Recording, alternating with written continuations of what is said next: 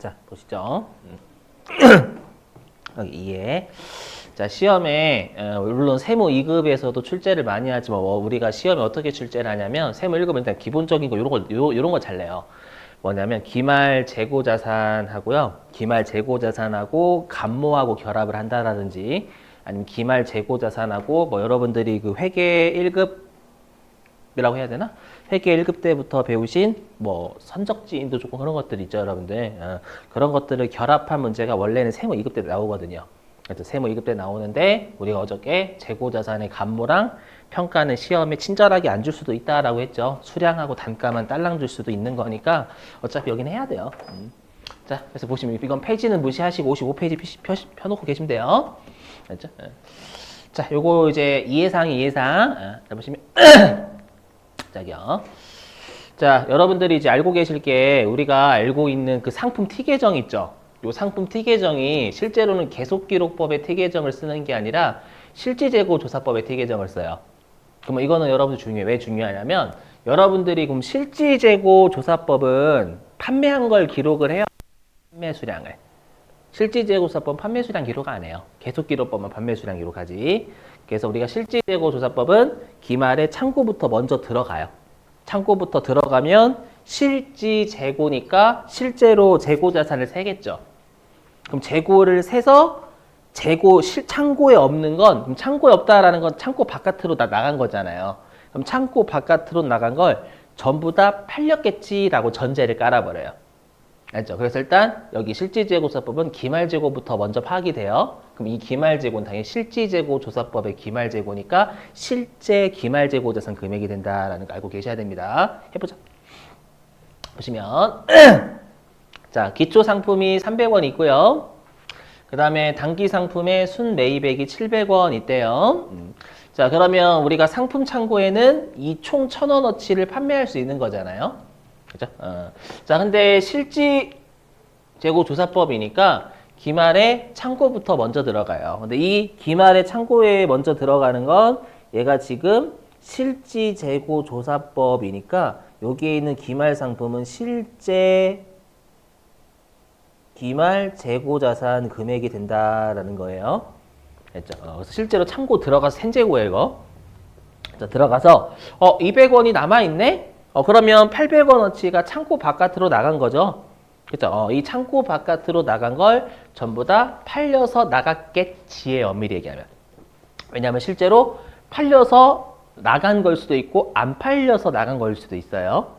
알죠? 근데 실지재고조사법은 창고 바깥으로 나간 거면 전부 다 이렇게 팔려서 나갔다라고 가정을 해버려요. 아셨죠? 그래서 우리가 뭐라고 하냐면 매출 원가를 과다하게 계상할 가능성이 실지재고조사법의 단점이다라고 되어 있어요. 자, 예를 한번 들어볼게요. 만약에 요 800원어치 있죠? 800원어치를요, 도둑이 아예 들어와가지고 훔쳐서 달아놨대, 훔쳐서. 그 훔쳐서 달아놨으면 창고에 이렇게 가만히 있는 게 아니라 당연히 창고 바깥으로 끄집어내고 갔겠죠. 그죠? 그럼 도둑이 실제로 창고 바깥으로 다 800원어치를 훔쳐갔다면 매출 원가는 있어요, 없어요? 매출 원가는 없어요. 맞죠? 매출 원가는 팔려서 없어진 재고가 그게 매출 원가가 되는 거예요. 맞죠? 그럼 매출 원가는 지금 사례에서 도둑이 다 훔쳐갔다면 0인 거예요. 맞죠? 실제로는 0인데 근데 실지재고조사법은 다 그걸 매출 원가로 그냥 잡아버려요. 팔린 건 다 매출 원가겠지 이렇게 생각하는 거예요. 아니, 창고 바깥으로 나간 건 다 팔려서 나갔겠지라고 생각을 무조건 해요. 그렇죠? 그래서 매출 원가를 과다하게 적을 가능성이 존재한다라는 거예요. 물론 그 재고가 다 팔려서 나갔으면 걔는 매출 원가가 맞긴 하지만. 알죠? 자, 그래서 보시면은요, 여기 자, 그럼 우리가 기말 재고에 가산될 항목 있죠. 뭐 선적지 인도 조건, 도착지 인도 조건 이런 것들 있잖아요. 그럼 우리가 왜 가산을 하는지 먼저 볼게요. 자, 일단 우리 이 매출원가 구하는 공식이 방금 사례에서 300 더하기 700, 그 다음에 기말 상품 200, 매출원가 800이 됐었죠, 여러분들. 그렇죠? 그리고 요 200의 재고는 기말의 실지재고죠. 이거 실지재고. 맞죠? 실질재고. 실질재고 조사법의 재고 금액이니까요. 이렇게. 자, 그래서 회사가 이 800원짜리 있죠. 이 800원은 정확하게는 창고 바깥으로 나간 재고자산 금액이 800원인 거죠. 되시겠어요? 그래서 이 창고 바깥으로 나간 재고자산 800원어치의 내역을 분석을 해봤대요. 분석을 해봤더니 일단 700원어치는 팔렸고요. 나머지 100원어치는 우리 회사 사무실에 보관하고 있대요. 우리 회사 사무실에.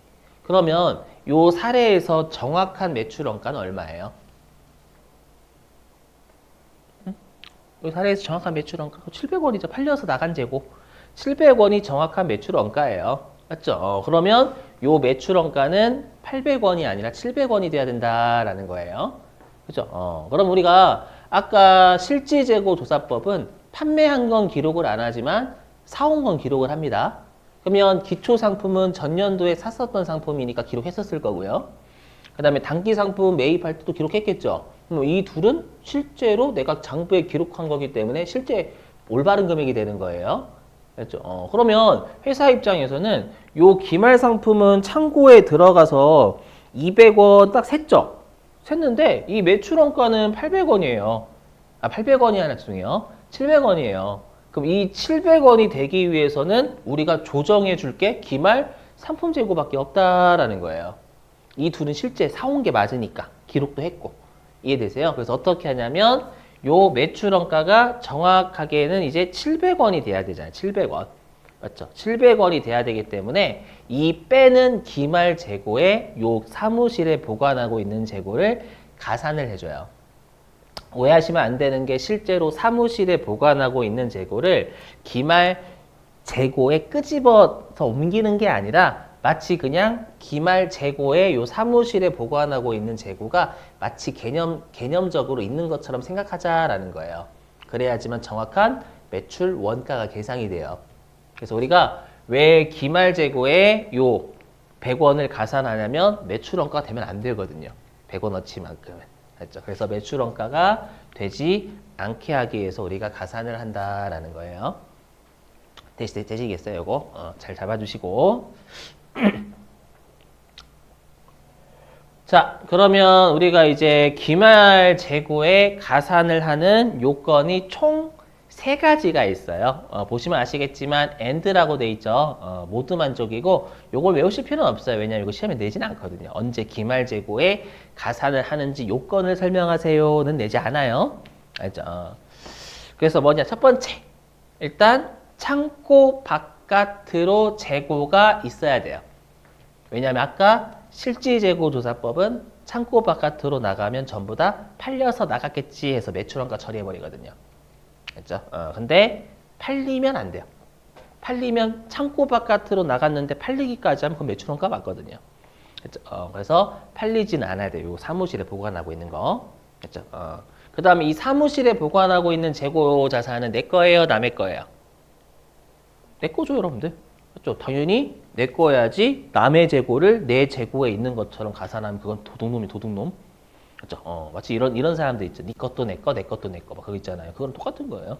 그래서 요 3가지를 모두 만족하면 우리가 기말 재고에 가산을 한다라고 돼 있어요. 이 요건 안 해오셔도 돼요. 미리 얘기하면. 자, 그러면 이제 우리가 왜 기말 재고에 가산을 하는지 설명을 드렸다면 이제는 왜 우리가 왜는 아니고 그럼 우리가 이렇게 기말 재고에 더해야 될 항목이 뭐가 있는지 살펴볼게요. 복습. 자, 여기 선적진도 조금 그쪽 할게요. 보시면 자, 우리나라가 지금 미국에서 요 구두를 수입하고 있대요. 그럼 우리가 미국이 수출하는 국가, 우리나라가 수입하는 국가고 여기는 회계가 아니라 무역거래 엄밀히 얘기하면. 무역거래에 있는 걸 회계가 따온 거예요. 왜냐면 회계도 무역거래를 회계 처리하긴 해야 되잖아요, 여러분들. 그죠? 이렇게. 자, 그럼 일반적으로 여러분들 우리가 좀 크기가 크면 좀 거래할 금액이 크면 또 물건이 많으면 주로 배로 거래하자, 배로. 그죠? 배에 실어서 거래하기 때문에 우리가 배에 실는 걸 여러분들 아마 선적한다라고 배우셨을 거예요. 그죠? 그래서 이렇게 우리가 판매자가 있는 곳을 선적지라고 하고요. 구매자가 있는 곳을 도착지 또는 목적지라고 해요. 그렇죠? 근데 이 12월 31일에 이 구두가 어디에 있냐면 저기 태평양으로 오고 있는 거예요. 바다 한가운데 배에서. 그렇죠? 그럼 요거는 아직 구매자한테 도착하지 않았으니까 미착품이 되는 거죠. 그렇죠? 그러면 우리가 이제 12월 31일자가 되면 대부분의 회사들, 우리나라 회사뿐만 아니라 뭐 대부분의 회사들이 결산을 하는 날이란 말이에요. 그죠? 그러면 이 결산하는 날에 가장 중요한 건 매출원가, 기말재고 이런 것들을 판단을 해줘야 돼요. 근데 지금 미국 판매자한테도 없죠, 요 구두가. 그렇다고 한국에서도 이 구매자, 한국에 지금 구두도 없죠. 그럼 이 구두는 바다 거예요? 재미없었죠? 미안해요, 여러분들. 자, 그래서 우리가 무역거래에서 어떻게 하냐면, 그럼 이렇게 누구한테 있지는 않은데, 분명히 이게 바다 거는 아니란 말이에요. 누구의 재고인지를 가정을 할 수밖에 없어요. 확실하게 누구 재고는 아니니까. 누구한테, 판매자 재고도 아니고 구매자 재고도 아니잖아요, 원래는. 요것만 놓고 보면. 그래서 누구의 재고 자산으로 볼까? 기말에 누구의 재고 자산으로 볼까라고 가정을 한 게 그게 여러분들 알고 계시는 선적지 인도 조건하고 도착지 인도 조건이에요. 그러니까 얘네들은 언제가는 분명히 구매자한테 도달해요. 그래서 핵심은 그러니까 선적지 인도 조건하고 도착지 인도 조건은 구매자의 것이 언제 되느냐라는 거예요. 그래서 선적지 인도 조건은 배에 판매자가 실으면 바로 구매자께 되는 거고, 반대로 도착지 인도 조건은 구매자한테 도착을 해야 그때 구매자께 되는 거예요. 이렇게. 자, 그러면 우리가 이제 각각의 선적지 인도 조건일 때는 누구의 재고로 보며 도착지 인도 조건일 때는 누구의 재고로 보는지 볼게요.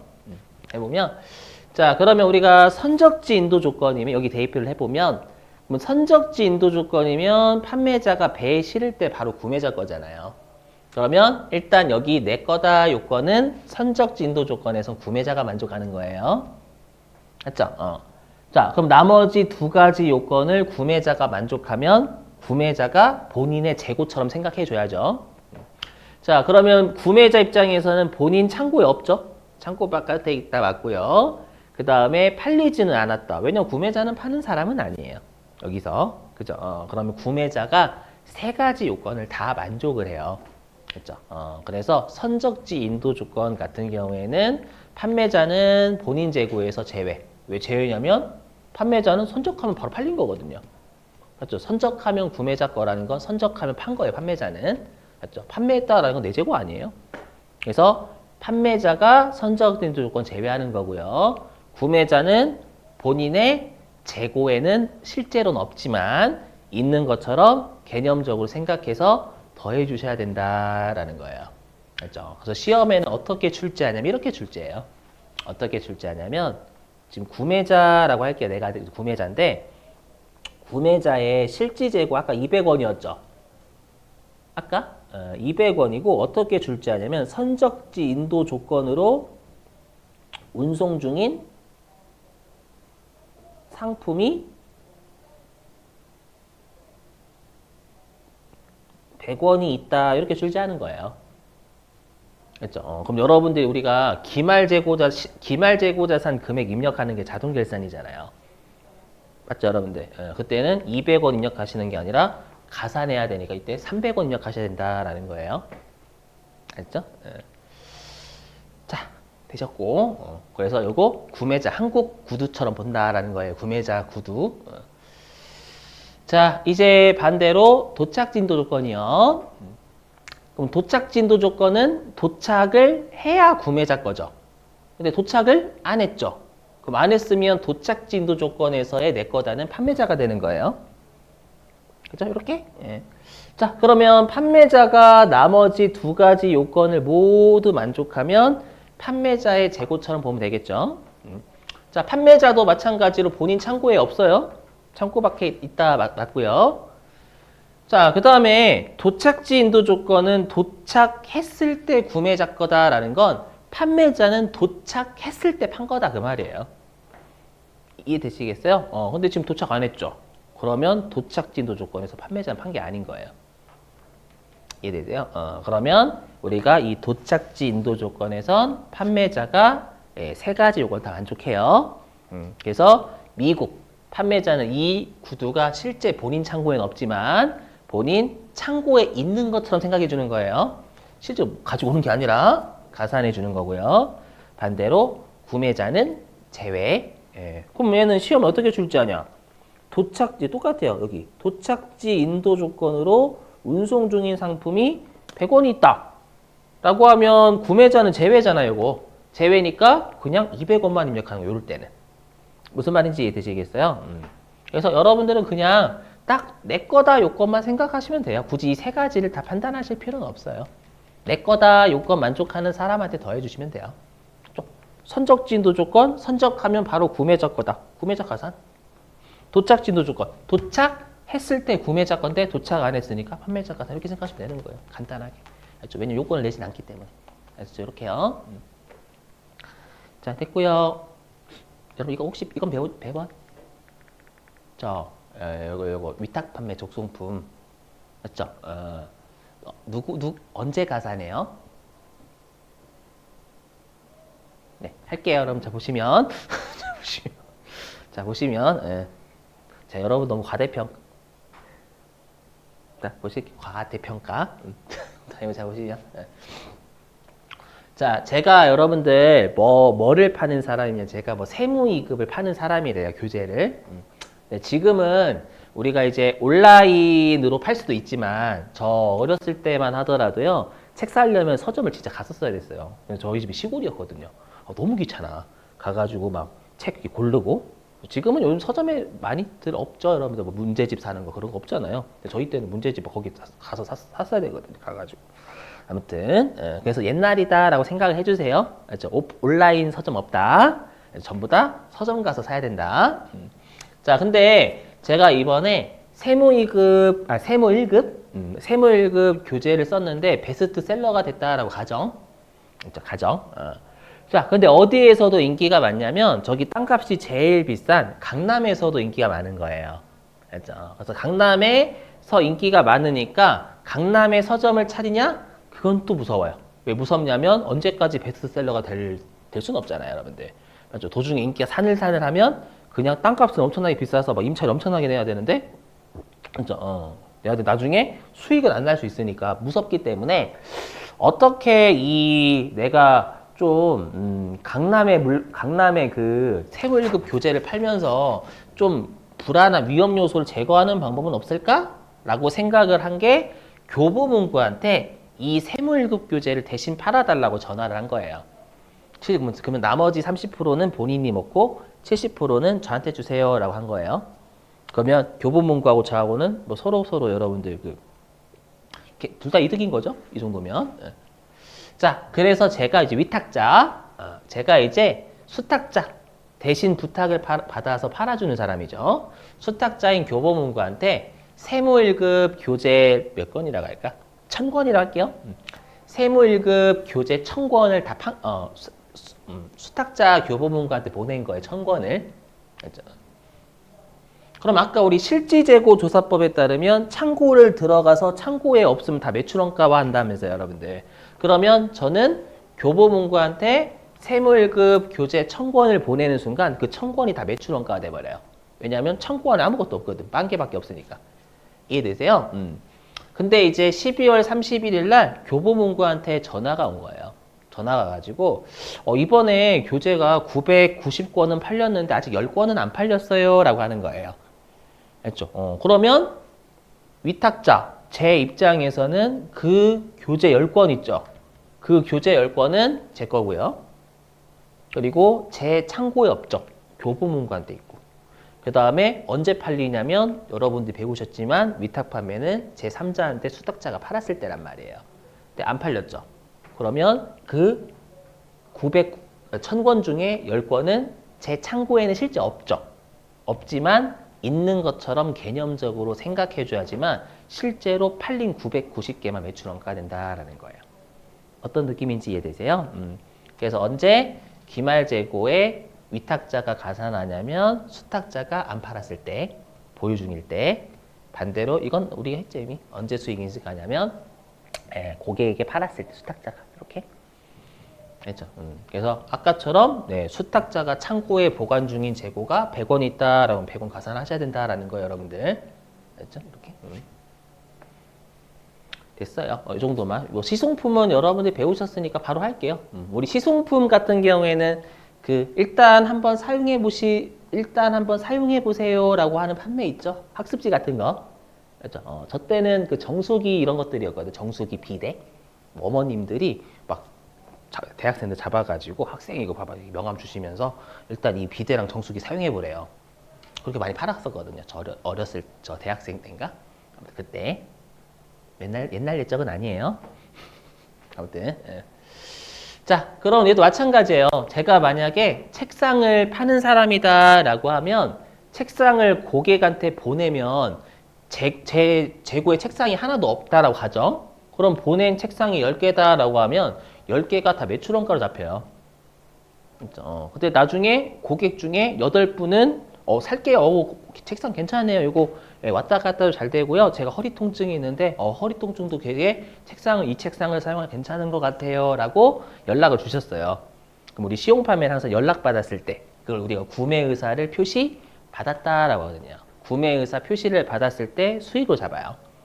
알죠? 나머지 두 분은 거절하신 거야. 전 책상 마음에 안 든다고 가져가시라고. 그러면 제 입장에서는 그 2개의 책상은 제 거고요. 그 다음에 창고 바깥에 있고요. 저한테 없죠? 그 2분한테 있죠. 그리고 안 팔렸죠?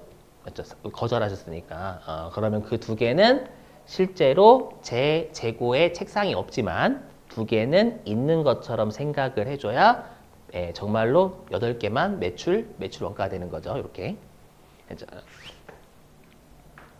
그래서 언제 기말 재고에 가산하냐면 구매자가 구매 의사를 표시하지 않았을 때 여기는 뭐 거절, 그 다음에 아니면 연락 안 받거나 요거 포함이고 그럼 언제 수익 잡냐면 구매자가 구매 의사 표시했을 때 배우셨죠 여러분들 이거?